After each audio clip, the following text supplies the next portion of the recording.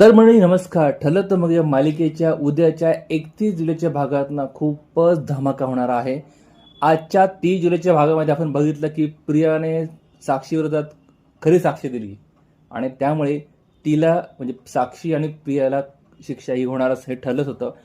आणि खूपच धमाल आज अर्जुनने जे काय केलं निकाल आपल्याला सगळ्यांना माहितीच होता, पण अर्जुनने तो कसा प्रूव्ह केला हे बघायला खूप मजा आली. तर उद्याच्या भागात होतं काय, पूर्वी ज्यावेळेस प्रियाला घेऊन चालले असतात जेलमध्ये, त्यावेळेस बाहेर पूर्णाई, कल्पना आणि सायली उभे असतात. प्रिया मात्र जाम अशी मुद्दाम नाटक करते किंवा घाबरलेली असते ती. तिला पूर्णाला म्हणते, पूर्णाई म्हणजे ती इमोशनल तिला बॅकमेल करायचा प्रयत्न करते. मात्र पूर्णाई सनकने काळाखाली येते आणि म्हणते, अशा भयंकर मुलीला आमच्या घरात स्थान नाही.